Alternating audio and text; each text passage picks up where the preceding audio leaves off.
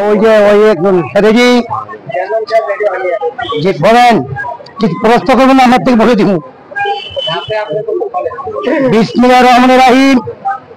প্রিয় দেশবাসী, আসসালামু আলাইকুম। আপনারা আমার তো অনেক ছিলেন মিডিয়াতে, আমি বাদশা ভাইরাল বাদশা কমান্ডার বাদশা বাসানি। যাই হোক, আজকে আপনাদের মাঝে উপস্থিত হয়েছি।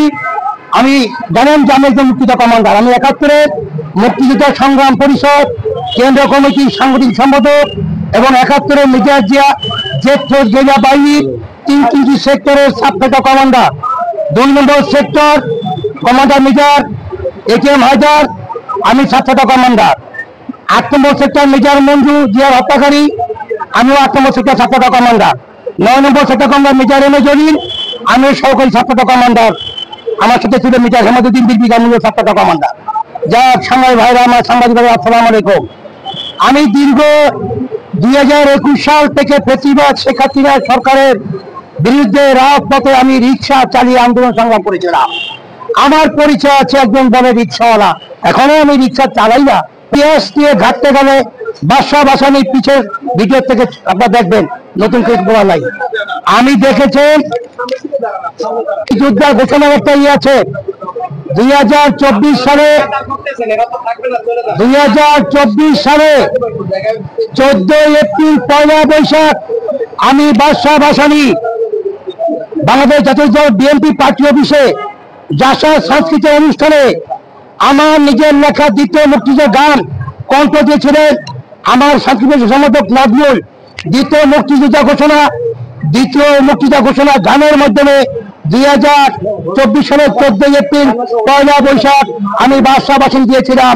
বিএনপির কোন নেতা দ্বিতীয় মুক্তিযুদ্ধ ঘোষণা দিতে সাহস পায় নাই এবং বৈষম্যিক ছাত্র আন্দোলনকে নাই ওই আপনার হাসান আব্দুল্লাহ এবং যারা আছেন আপনারা ভিডিও দেখতে পারেন, কিন্তু আপনারা দ্বিতীয় মুক্তিযুদ্ধ করেন নাই বা ঘোষণা দেন নাই। আপনার জুলাই মাসের 1 তারিখ থেকে 5 আগস্ট, তাকে বলা 36শে জুলাই 22 জন রিক্সারা মারা গেছে। তালিকা আমার কাছে আপনি যান। আমি রিক্সারা কলাবাগান থানার সভাপতি রেখেছি, ওই যে জুলাস যাতে রিক্সা আন্দোলন কলাবাগান থানার সভাপতি জুলাস এবং শেরবাংলা থানা দুদিন আমার সাথে ছিল সভাপতি মোহাম্মদ রিপন মিয়া। এই 2টা থানার কমিটি, আরো 5টা দেওয়া আসে না। 2 থানার লোকজন আমার ধরছে লিডার। আপনার একটু কথা আপনার সাথে থাকবো, সমস্যা নাই।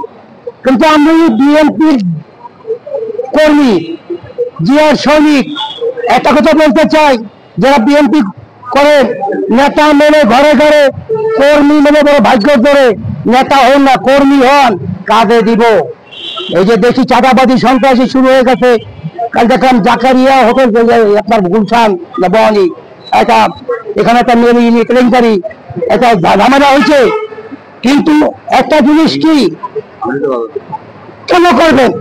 আগে বিএনপি তো ক্ষমতা শোনে, নির্বাচন হয় নাই, আগের থেকে মারামারি ফারামারি ছিটারি হামকারি শুরু করছেন কেন? আপনার দেশ রক্ষানির সাথে বলবো, আপনার সময় মতো নির্বাচন দিবেন। কত আপনার রাষ্ট্রের উপদেষ্টা আছেন এবং বিগত সরকারের হামলাদের বিরুদ্ধে মামলা মোকদ্দমা নিবেন। আমি এখনো বলতে চাই, 71 মুক্তিযোদ্ধা সংগ্রাম পরিষদ কেন্দ্র কমিটির সাংগঠনিক সম্পাদক বর্তমান সভাপতি হিসেবে বৈষম্যিক ছাত্র আন্দোলনে এই 1 বছর হয়ে গেল, এদের বিরুদ্ধে অনেক ফেসিবাদ সরকারের মামলা হামলা হয় নাই। আপনারা যে কোনো থানায় যাবেন, থানায় যে মামলা দেবেন এদের বিরুদ্ধে, প্রমাণ দিয়ে থানায় মামলা দিবেন। যে থানার ওসি নিবে না, সেই ওসির বিরুদ্ধে অ্যাকশন নেওয়া হবে। একটা কথা বলতে চাই, ফেসিবাদ সরকার ছাত্র জনতা হত্যা করছে, অল বিশ্বের মানুষ দেখেছে, যার কারণে 5 আগস্ট শেখ হাসিনা পালিয়ে যেতে বাধ্য হয়েছে। যারা হাসিনা দোষর ছিল তাদের আমি বলছি গণতন্ত্রের বিচার হবে। আর আমি বলছিলাম 2024 সালে আগস্ট মাস শোকের মাস হবে না, আগস্ট মাস হবে গণধোলাই মাস। তাই 5 আগস্টে গণধোলাই, সেই হাসিনা পালিয়ে গেছে।